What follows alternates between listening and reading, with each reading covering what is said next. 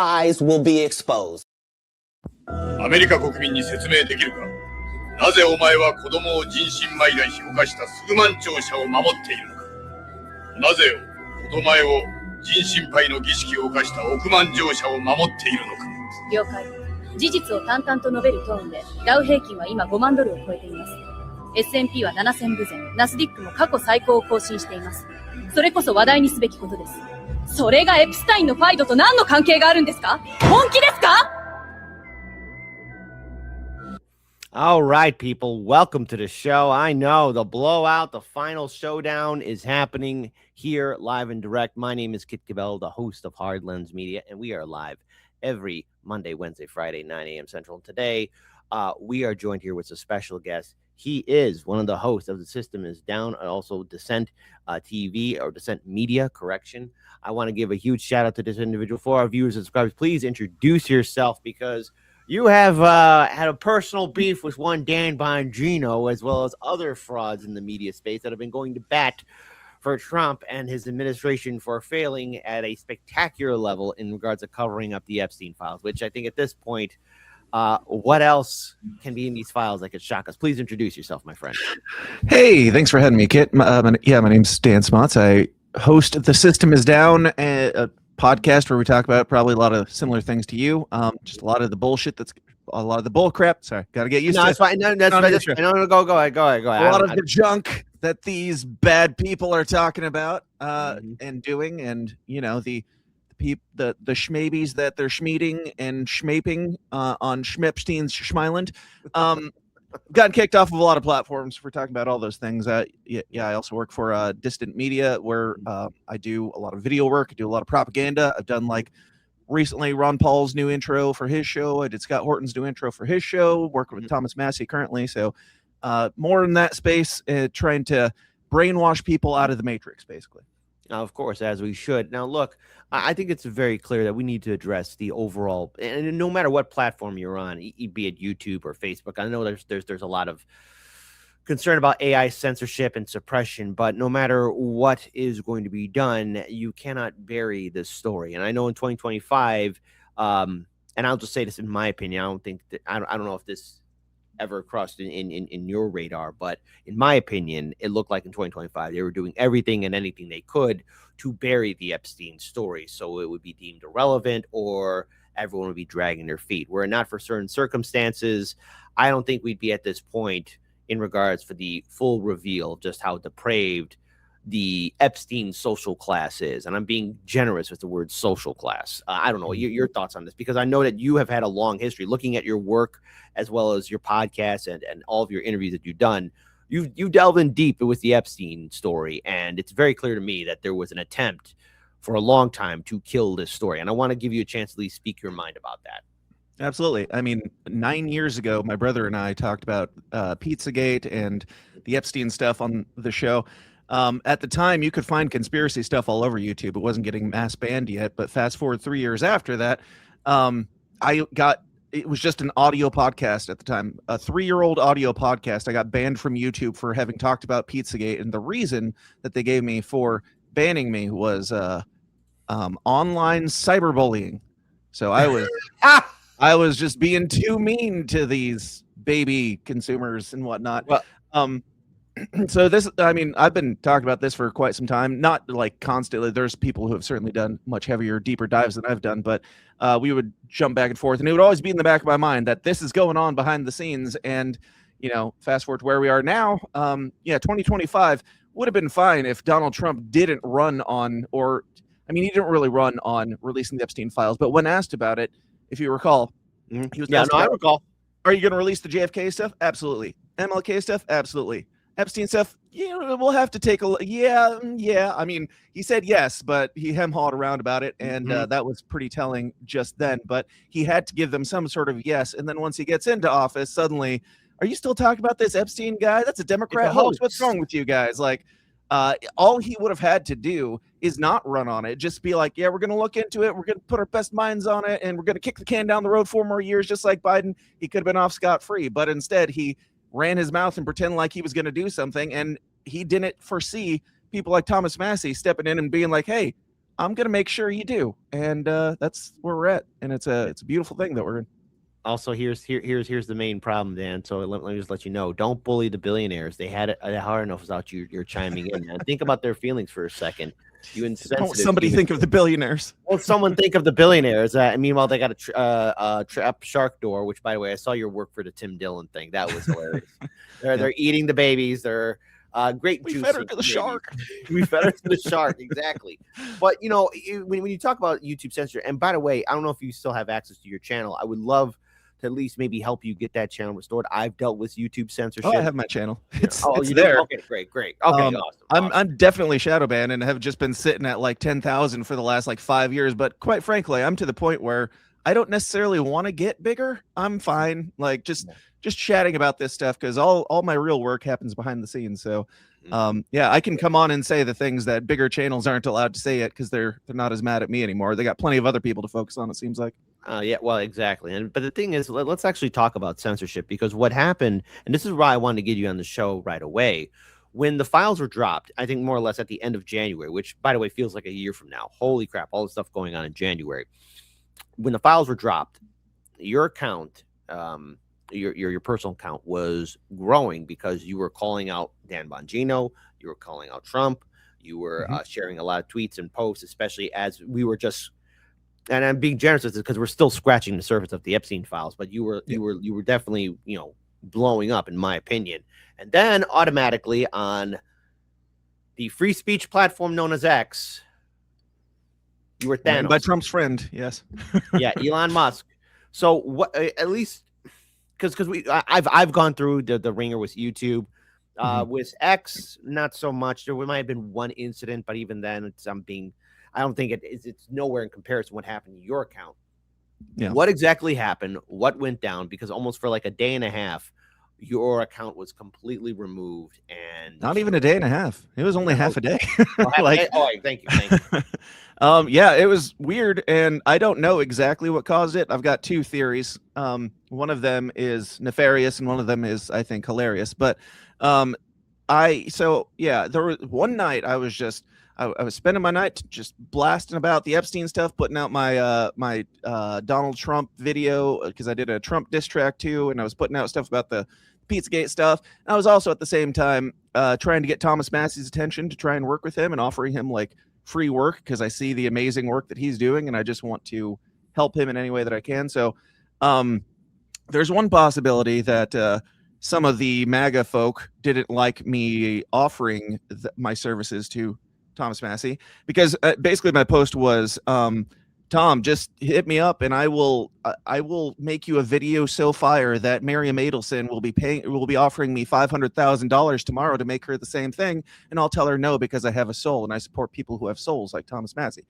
Anyway, so I spent the night kind of harassing Thomas Massey in a polite way. So it's possible that the MAGA people all mass reported me because they didn't want me talking to Thomas Massey, or that's the more fun conspiratory one. Then there's also the possibility that X just thought I was literally harassing a sitting congressman and flagged me for that. I don't know what the reason was, but I was removed just with no warning, no notification or explanation. I submitted an appeal, and I had a few larger names in my corner making some noise on X, and it came back. I think Josie, the redhead libertarian, had a bit of a direct hand in that because I know she has some connections. I don't know exactly what happened, but I'm happy to be back, and I know a bunch of people will probably tell me that's just Stockholm syndrome, but happy to be here as the slave throwing Molotov cocktails in the slave pen. Exactly. All right. Well, and again, I'm glad to have your account back. And I definitely played one of your music videos at the end of my show. I think it was a few weeks ago or something. I actually direct messaged you about that. But now let's go ahead and address the real terror. And that is the overall.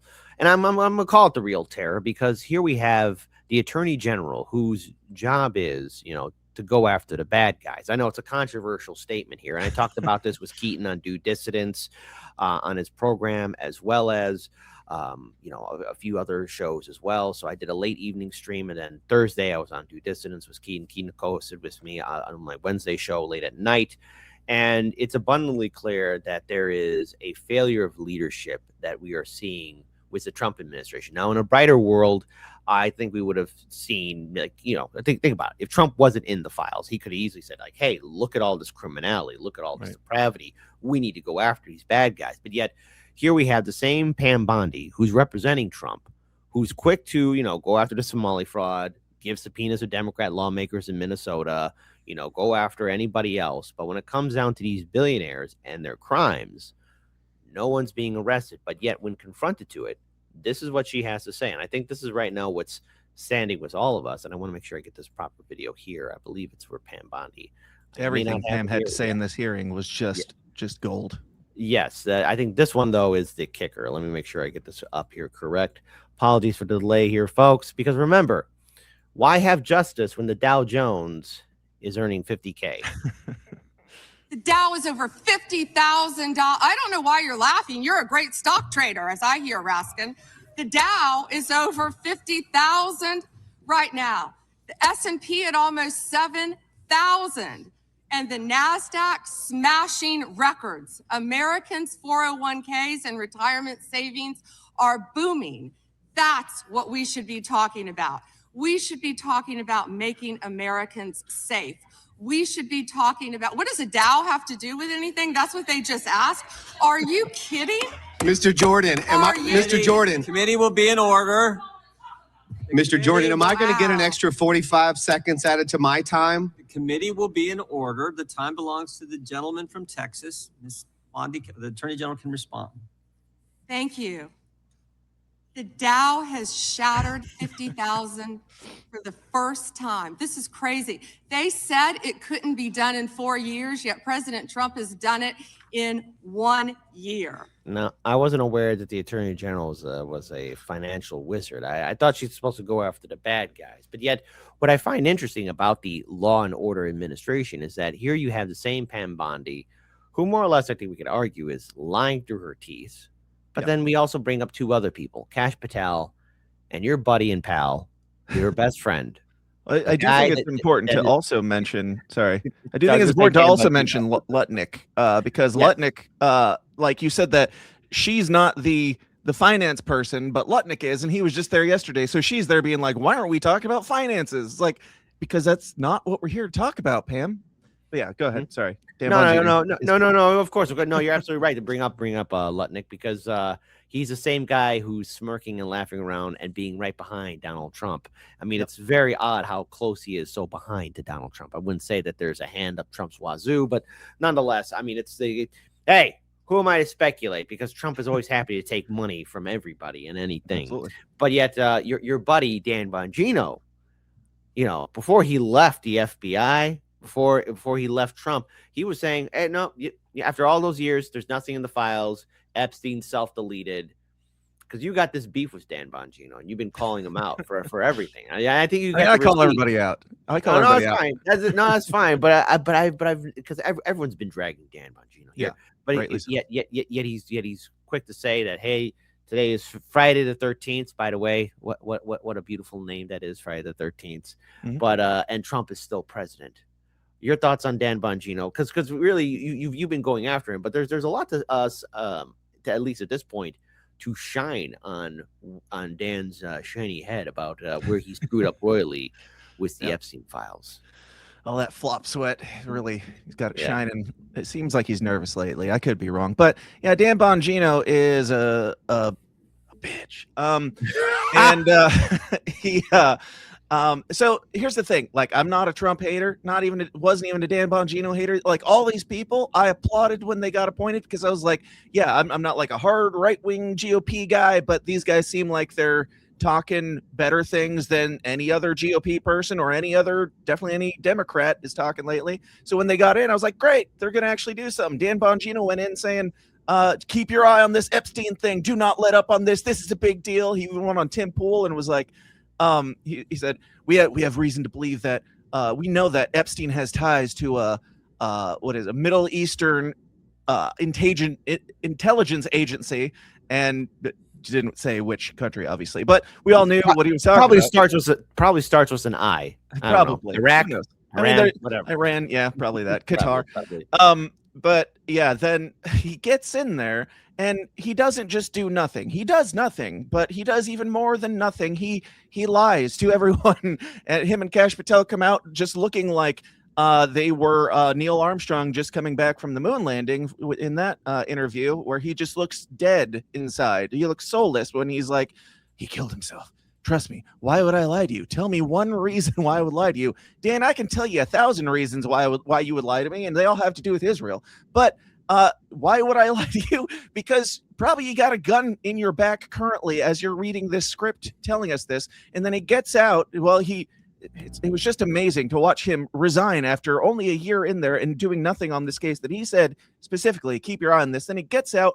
All the boomers applaud because now cutesy time is over. He's back to work. It's like he was in a position of power and did nothing. Now he's going to be a podcaster again. And you guys are like, now we're going to get down to business. Like, it's just so pathetic to watch all the MAGA people and everything that Bongino does, everything that Trump does, just the amount of bending over backwards. I was a Trump guy for a second there. I was a Bongino guy for a second there. I just liked them when they were telling the truth. And now that they're lying to me, I can be honest and say that they're lying to me. You're not the only one. Look, I used to be a good diehard Bernie Sanders supporter. 2016, really was it was a heartbreaker, but the signs should have already been there. And in 2020, I arrogantly thought he would have been ready, had a strong legal team to defend any kind of voter fraud or election integrity issues. But no, and it turned out he was a nutless wonder of a cuck. And same thing for the squad members. When it came down to force to vote, failed miserably. So what I say to anyone across the political spectrum, you're welcome to hang out at Hard Lens Media, because don't trust any of these politicians. Trust in yourselves and break away. Be independent. Be a free thinker. Don't take up any of these banners or wear a red jacket or a blue jacket, because Team Democrat, Team Republican are all having one thing in common, and that is they are willing to defend and had associations, close ties by proxy or direct interaction with one Jeffrey Epstein, which is the most prolific human trafficker in international history. And let's be clear about this. I've been getting some pushback from people, even some very close friends, saying like, what do you really think that they ate children? Do you really think that the trafficking happened? And look, yeah, I do. Yes, I do. Look, I'm on the left. I would say, like, pretty much you're on the right. I think we're both in agreement. Like, hey, there's some real evil depravity going on here. Yeah, it should be this should be a giant unifier, and especially it should be. I was going through me and my brother were going through the Pam Bondi stuff. We did like 3 hours on it, and every single time somebody comes up, I'm like, I don't know who this person is. I don't care who this person is. I don't care what their background is. I don't care what they're doing in their state. All I care is they're asking the question that I want Pam Bondi to be asked. I don't care if they might just be asking it for political football reasons, just because Donald Trump handed them this giant political football to use to bludgeon him with, and they're using it, and they're rightly so, because this is a giant unifier. If it's a Democrat asking a great question, great. If it's a Republican asking a great question, great. Somebody needs to ask these freaking questions to Pam Bondi, because as far as we knew, like 6 months ago, these existed, didn't exist. They were on her desk, weren't on her desk. There were dump trucks of footage. There was all this stuff. And now even after Thomas Massie goes in and looks at the unredacted files, finds out they're all still, a whole lot of files are illegally redacted. And then him and Ro Khanna found the 6 names in 2 hours that the FBI couldn't find in the last 2-3 decades. But yeah, and now he's got MAGA boomers attacking Thomas Massie for doing that. Well, and again, even then, I will say this generationally as well. I've been seeing boomers, Xers, millennials, and Gen Z all coming around the same conclusion. Like, because again, one of my viewers right here mentioned about voting, because I am, this might be the first election where I am really going to just sit on my hands and not vote for either party. Now, I mean, there's certain people, I will say this, Ro Khanna and Massie, in my opinion, have earned my respect. But at the end of the day, look, I cannot, in my good conscience right now, and third parties right now leave much to be desired for right now. Yep. But I would say I'm not voting. When it comes down to citizen ballot initiatives, if there's a ballot initiative that I'm going to vote for, then okay. Otherwise, no one's getting my vote, because this is a criminal system that we have here that is purposely covering up for their owners. I mean, billionaire donors. So for those who don't know, again, these billionaires have bought our politicians off. Now, what I want to address here, especially when it comes down to the allegations of cannibalism, there's a lot of code words in there, especially where they're talking about pizza, grape juice, beef jerky, and I believe even tuna might have been mentioned. Now, these rich people, they fit a profile. I don't mean to profile people, and it's wrong to profile, but these people eat like the most elegant of foods. I'm talking about the finest steaks, drinking the finest wines, having the finest kind of pastas all around. Like, they're eating the best food ever. All right. They're going to eat good in one day, then all of us will in the rest of our lives. And I don't just see how a person who makes zero in their bank accounts, talking about pizza and grape juice in countless emails, like it's the best thing ever. Mm-hmm. Rich folk, no, those Children's are all food. code words. Yeah.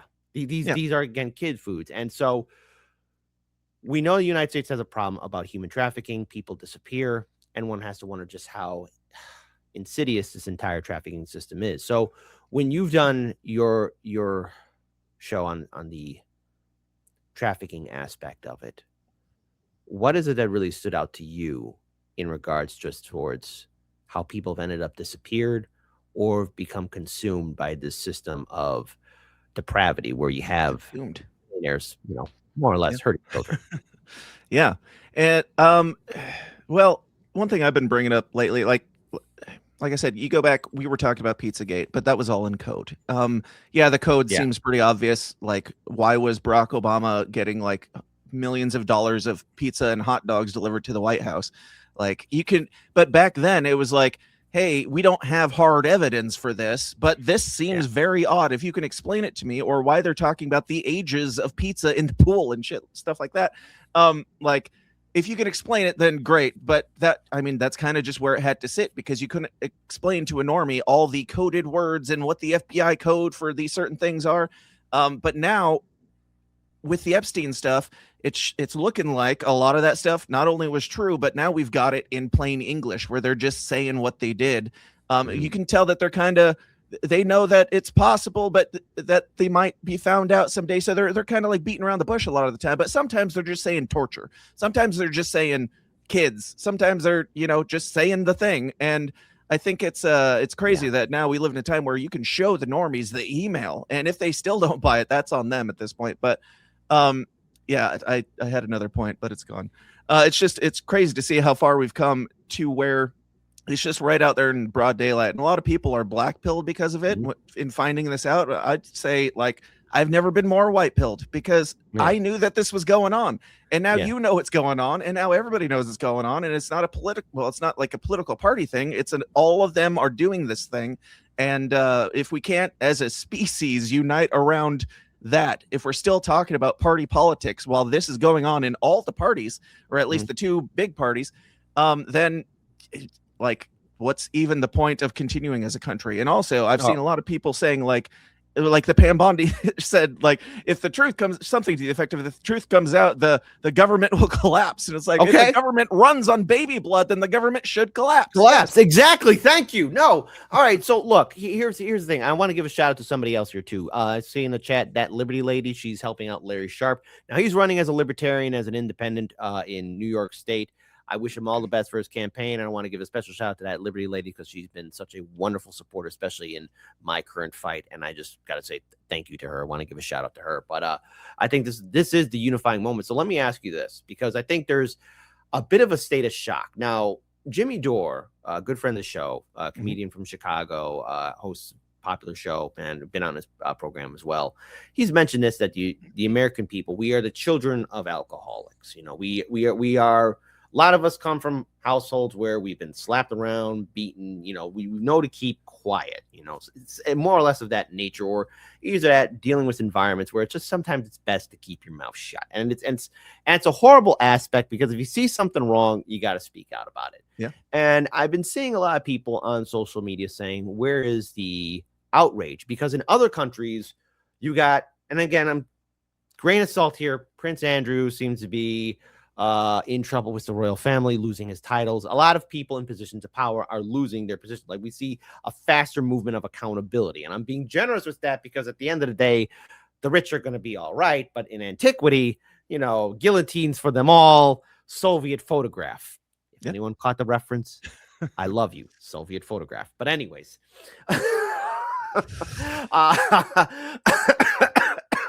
Sorry. I'll mention the movie name, and everyone will check it out later after the show. But here in America, we're not seeing that accountability. We're not seeing the police or FBI open up, knocking down these doors of these mansions or these fancy New York City apartments. We're not seeing the anger. Ro Khanna's mentioned it. Thomas Massey has mentioned it. And, I think we got to really look at the overall problem. And I think I would like to get your thought on this. Where are the blue sirens? Where are the handcuffs?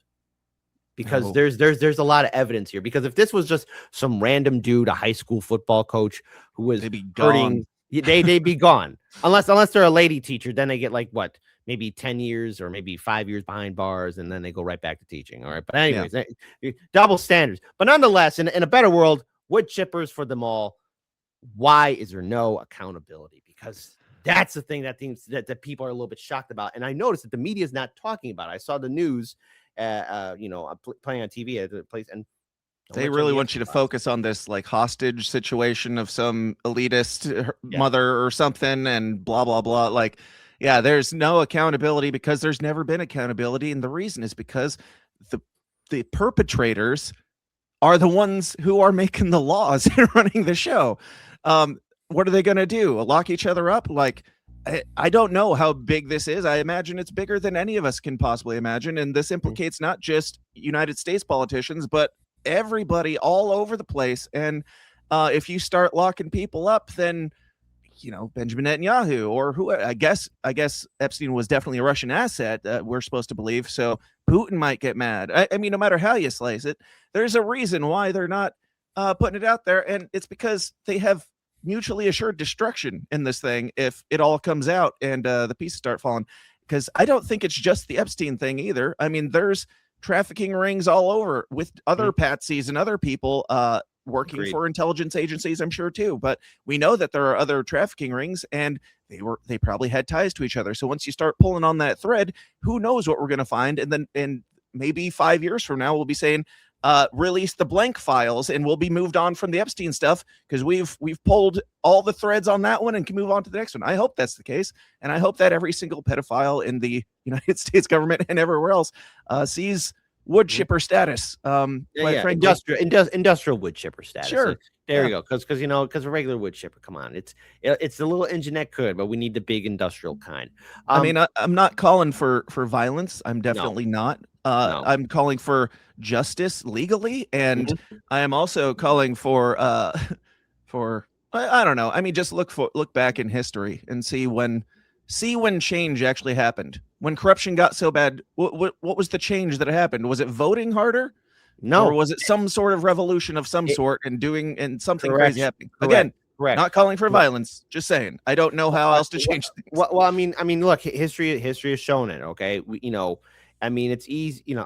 Look, I like to make the joke of, if Germania didn't invade the Roman Empire, everything would be fine. But it just wasn't the barbarians at the gates. I mean, yes, empires do fall. I don't know if you've ever seen the Fall of Civilization podcast, but it talks about like the rise and falls of different empires. And yes, there's always the invading army, but the main root cause of a downfall of a nation is from within and the people ruling it and governing it and making the rules. I mean, an empire is a violent phenomenon, and within that violence is the people who run the show. It's always the same story. And if you look at the French Revolution, you think people woke up one day and said, hey, Marie Antoinette, off with your head. And by the way, she did not say let them eat cake, all right, in defense of Marie Antoinette. She did not say that. That was propaganda. But the rich didn't help their case as they're having banquets and eating good food. Or either that, the Russian Revolution. Okay, my great-grandfather served in World War I when he was part of the Trans-Polar expedition, not on the Western Front, but more on the Eastern area. So he was there. He saw the Bolsheviks, or the beginning stages of the Bolsheviks, when he served in the U.S. Army there. At least that's what that's the story that my grandfather told me with his father, my great-grandfather's experience there. Why do you think the Bolsheviks came to existence? They woke up one morning and be like, you know what, we're just going to do this. No, it's because things got so bad, but also how the aristocracy were treating people. And if you don't think the French royal class or the Tsarist Russian class were not hurting and abusing poor folk who were very deep in poverty, heavily impoverished, stuff like that went down. This isn't the first time, but here in the United States, it's the first time, I think, for us seeing just how depraved these billionaires are. And look at the social mobility right now for all Americans. I mean, the wealth gap is at the widest it's ever been.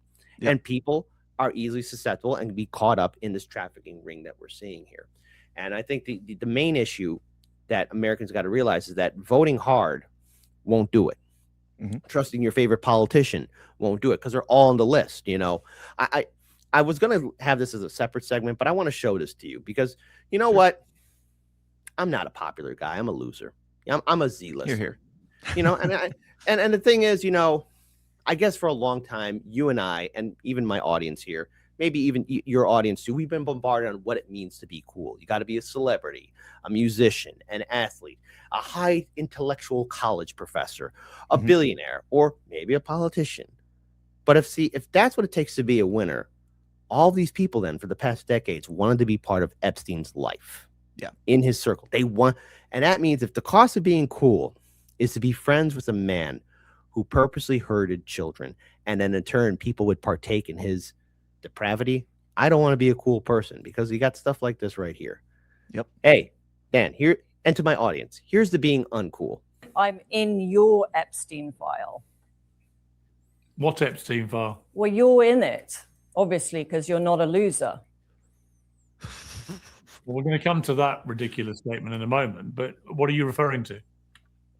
I'm referring to you being in the Epstein files, of course. For what? Just, being at a drinks party, possibly with Ghislaine, just talking about you. You must have read it, surely. Yeah, that's not in the files. It is in the files. No, that was from her deposition no, it's months not. ago. I promise you. No, it's not in. It's not in the files. I saw it in the file. I've read your whole file. You can literally search all 3 million documents in people's names. I'm not in it. The picture you're talking about, the picture. You're in the Epstein files. Do it after the show. Do it after the show. The only connection I've ever had to either of them, as I've said many times, is I met Ghislaine Maxwell for 5 minutes at a book launch in New York. She was long enough for the selfie. In her lengthy testimony, and she said under oath that was the only time she ever met me. I never met Epstein or anything else. But just Google yourself in that government website. You come up quite a lot. Now that's Lady Alex, Prince Andrew's ex-girlfriend, who famously said, you're a bit of a loser if you're not in the Epstein files. You know what? Hey, I wasn't familiar with that clip. That's Oh, amazing. You haven't seen it? No. Oh, so you haven't seen the first Coca-Cola Classic one? No. Oh, my friend. Hold on. Wait a minute. Hold on. Yeah, hold on. Lady Victoria. So do you think that does make Pierce look bad? Do you think, because I don't know much about it. I don't know his implication in the files. I think okay, first of all, there are people. Here's the thing. What we know about Jeffrey Epstein and Ghislaine Maxwell. They were everywhere. And I have to say this in regards towards getting involved is everything that before everything was exposed about them, they had the predatory instinct to get into areas or know people who were leaders or expertise or popular peoples in their fields, be it video games, entertainment, athletes, sports, music, whatever. They wanted control over that person. They wanted more. They were constantly consuming. So that means getting whatever information they can, blackmail, or either have associates. So, maybe Ghislaine Maxwell would photobomb somebody or, get close. So probably, again, maybe Pierce was just around her. Yeah. That's it. I mean, there is that. Because remember, Joe Rogan got an email from somebody who was associated with Epstein because he wanted to be on Joe Rogan's show or invite Joe Rogan to the island. And Rogan said no, because he Googled him up. It's like, I don't want to be near this guy. I don't want to be near this guy, which is fine. But a lot of people probably did not do the Google or ask their handler, like, hey, who is this guy? So that's one thing to bring up. So the main reason I ask is because I've seen a lot of Trump people saying that Trump not only is exonerated because of these files, but he was actually the hero that was trying to take down Epstein, and it's revealed in the Epstein files. But it's the thing that they're citing as revealing that comes out in 2019 after Epstein was arrested. Yeah. So it's the FBI reporting or taking Donald Trump's statement on this, where Trump said in 2006, I had a call where I said, get that guy out of here or whatever. and called the FBI. So it seems like, I could be wrong on this, fact check me, but it seems like the thing that they're citing is just Trump's word saying that Trump is innocent in 2019 after Epstein was arrested, because of course he had to say that after Epstein was arrested. So if Pierce is in there, it doesn't necessarily mean that he's guilty. I would suspect the same as Trump. I would suspect that probably there's more than to him than we know, but also Ron Paul is in there, because it doesn't just mean that if you're in there, you're guilty, because Ron Paul is in there. Have you seen the mentions of Ron Paul in the Epstein files? There's so many people. I was not aware of Ron Paul, but because I would say the same thing. Are you aware who Jack Horner is? Okay, Jack Horner's the guy who gave this really hurt my heart. Real quick, I gotta finish, because Ron Paul is in the Epstein files, but Ron Paul is only in there because they were talking about they're like, yeah, pretty much we could pretty much get anybody here except for that Ron Paul guy. So he's in there twice to say like, yeah, he's untouchable. So yeah, okay, but well, right wing will use that against him. Yeah. No, I mean, no, that's fine, because there's Jack Horner who's in the email saying he's the guy who gave Spielberg advice on regards of Jurassic Park. He was the paleontologist who was the expertise. Oh, sure. And he went to dinosaurs are fake too, but that's a different story. he was the one who gave so he went to one of Epstein's ranches, and the email states this: yeah, hey Jeff, I had a great time and the girls were great, the food was delicious. So I'm like, oh, what do you mean but the girls were great? Because he says the girls were great. I was like, oh no, why? Oh my. So it's all my people. So hold on, you never saw this. This was like a few days. This was like a week ago. He knew everybody that was very powerful. So like if you were on the scene and you were powerful, like to be honest, like if you're not in those files, it would be an insult, because it just means that you were a bit of a loser. Right. So the people who aren't in the files are losers. Yes. Okay. Are you in the files? Well, of course I am, because it's any journalist that wrote about it. That's an astonishing attitude, isn't it? You're the loser because you're not in this. Hey, Dan, you're the loser. Everybody in the audience, you are losers because you're not in the files. So. I fully accept my title. And when did this come out? Was this just like pre-gaming? This was like a week ago. Like I know 2026 has been going by. So we've been bombarded with so much content for 2026. I mean, at this point, like people want to go, when was it? Oh, that was yesterday. Feels like a year ago. So 2026 is already like January. Everything that was in that month, feels like a year ago. So yeah, that's recent. That's Lady Victoria. That is Prince Andrew's ex-girlfriend going on the record saying, if you are not in the Epstein files. Why would you say that? Like, unless you were trying to just get ahead of a story, like so many other people have done, just be like, yeah, I'm in there, but it's fine to be in there. Like, why would you bring this up now? Why would you say that unless you definitely had something to hide? Why would you play the role of, yeah, there's the PDF files, and you're not cool if you're not in there. It's just, I mean, it's a bold strategy, Cotton. Let's see if it plays well for her. Exactly, and I think what we have to take away from this is that, and I don't know why Lady Alex is going around saying like, hey, you're a bit of a loser, but this is a prime example of these rich people. They're not like us. It's like for the movie They Live. They're inhuman monsters pretending to be human. I don't think that scene when in the Avengers where Captain America says to Tony Stark, "Take away the power suit. What are you?" And he says, "Oh, I'm a billionaire, philanthropist, playboy, whatever." Right? But these billionaires, they're not Batman. They're not Tony Stark, because if they were, things would be better. Because Tony Stark and Batman are the antithesis of what we have. And these billionaires take away their $1 billion. And if you look at the Joe Rogan interviews with a lot of these guys, people who have influence, they're very awkward. They don't know how to talk to people. They don't know how to be around people. They're not used to people challenging them critically. And they're not used to people calling out like, hey, why you got these tics and everything else? Like, you need to see a doctor or something. And then look, nobody's perfect. Hey, I got my issues too. But at the end of the day, I have to interact with my fellow people, my fellow humans, no matter where they stand politically, socially, whatever. You got to interact with people. These billionaires can't do it because they are in such a different bubble space. They could view us as insects, which is why probably a lot of them partook in Jeffrey Epstein, because Jeffrey Epstein said like, hey, it's okay to be like this. It's okay to treat these lesser beings. And that's how they viewed us. I mean, there's talk about eugenics. There's talk about, there's a lot of stuff in the Epstein files where you hear them talking about how getting rid of poor folk, You got talks about them. I guess human Goy is consumption. in there a lot of times. Yeah. I mean, it is. You know, if you are not part of that club, you are a lesser being. Yeah. And so if these billionaires are able to buy off our politicians, then it does come off as no surprise about why there isn't justice, because they've bought the system thanks to. Well, it's not even just politicians either. Yeah, exactly. It's Hollywood. Like there's plenty of Hollywood celebrities in these files that like anybody that gets above a certain level. And it's also like you say they're not impressive people. You take, for example, Pam Bondi. She's not, I don't think, in the elite club. She's not in the billionaire status. She's just a pawn. She's just their mouthpiece. And we see it on full display when she's in this hearing that she doesn't have an answer to literally a single question in this entire like 2-hour hearing. She just deflects and says how bad somebody else is, or how good Trump is, or how great the economy is.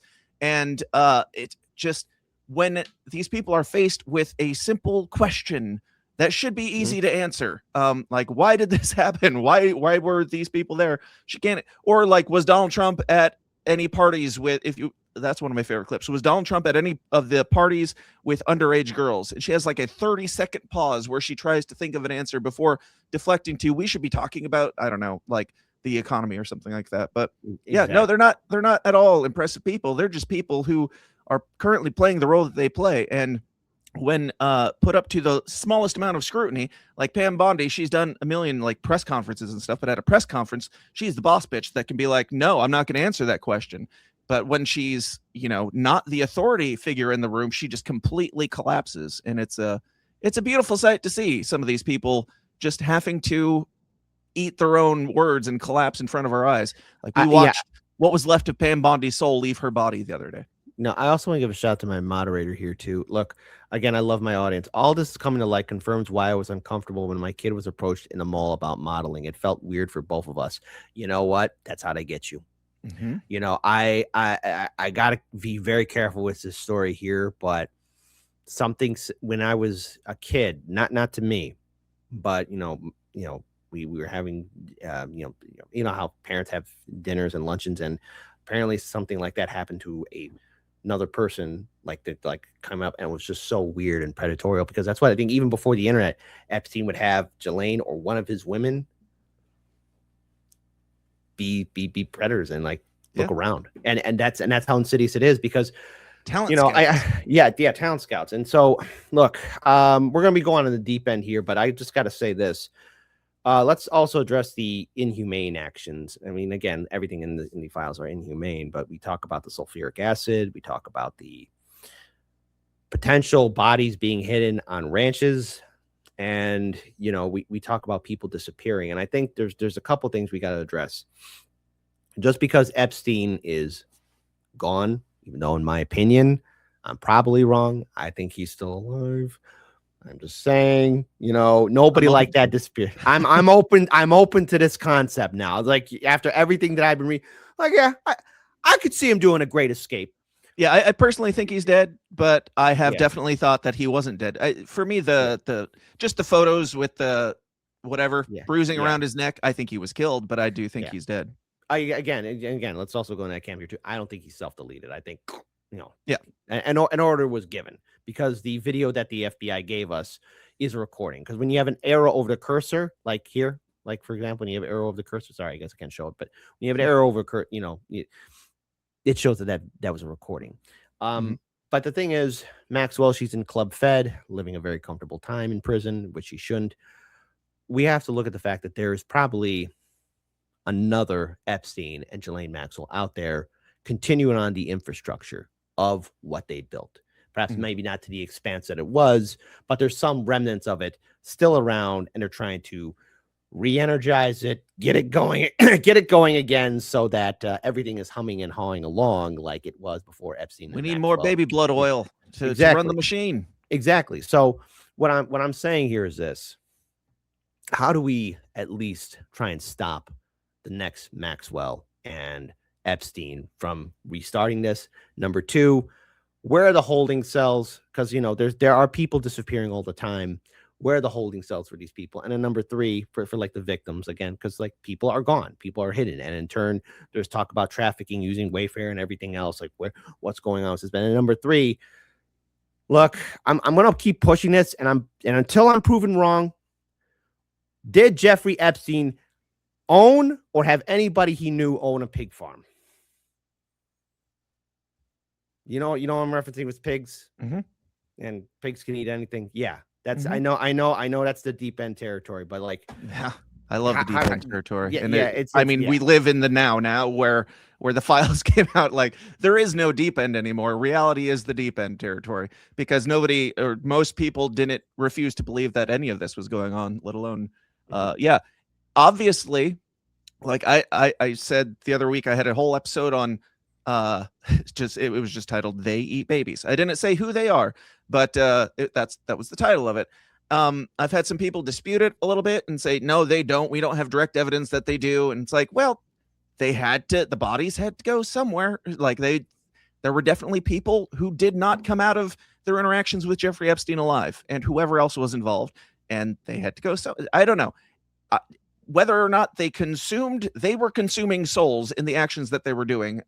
And we all know what they were. I don't have to say them again on your channel, but you said, how do we stop the next Ghislaine Maxwell? I don't necessarily know, but I'm going to give you my best advice would be, in the great words of the immaculate Dan Bongino, don't let up on this. Don't you keep talking about this Epstein thing. You keep talking about that. Do not let up on, like, there's a lot of people that want us to not even be having this conversation right now. There's a lot of people that want, especially the independent media, to focus more on this hostage situation, or the Dow, as Pam Bondi would say, which is currently collapsing. All the great things Trump is doing. The last thing they want you to talk about is this, and especially the Epstein ties to a certain I-word country in the Middle East. Yeah, exactly. So, again, I want everyone to check out your show and program here. I really appreciate for the time that you did give us here. So, for our viewers and audience members that want to follow your program, where can they go? How can they follow you? What, do you have anything coming up? When's your next programming happening? Because I think we got to keep on talking about these Epstein files. We got to keep on talking about this story as long as we can, because if we let go, then we've done no justice for the victims. Yeah. Thanks for having me. Absolutely. It's nice to do a morning show. Everybody's begging me to do these nighttime shows, and I'm old now and do most of my work at night. But I think well, you can find me at TSID Pod on Twitter if you want to. Like I said, I'm not trying to get bigger, so don't follow me at TSID Pod on Twitter or thesystemisdown.tv. Follow my video work at dissidentmedia.com or at dissidentmedia on X, because that's where the real important work's happening. And we're making a lot of waves with a lot of candidates who are doing good things. We're not politicians. We're supporting politicians that are taking hard stances against things like the Epstein files and foreign entanglements and that type of stuff. Completely bipartisan, and happy to work with anybody who's not a total piece of shit. But thanks again for having me. No, you know what? Here's the thing. I really like your work, and I would love to have you back on the show again, because unfortunately, and I'm saying this really unfortunately, we've barely even scratched the surface, because there's still 3 million more files that have not been released. Then, not to mention the files that we do have, like, a lot of them are redacted. There's going to be more revelations. And, I joked about this with Keaton on Due Dissidence yesterday, but we are dealing with content gold, but at what cost? And at what soul? Because there's going to be a point, Dan, I think even you and I have dealt with it, where you're looking at these files, you put it down, like, how do I talk about this? Where do you start? And this has been going on right underneath our noses. So I hope you have a wonderful, blessed weekend. I hope you take good care of yourself. And to my viewing audience members, follow Dan. System is Down TV. He says he doesn't want to get bigger, but I make him huge, make him gigantic. There you go. Leave me alone. Keep on exposing all these frauds. Keep on exposing all these bastards, and maybe controversial statement, we'll get some justice. Maybe, but fingers crossed. If not, we'll keep yelling about it. Exactly. So real quick here, folks, I'm going to do a short break. We're going to continue with the rest of our show. Dan, thank you so much. I know we went a little bit over the time, but hey, all the best to you, man. Anytime, man. I'll have you on my show soon. We'll talk. Oh, yeah, done deal. Oh, the answer is yes. Cool. All Have a right. good one, man.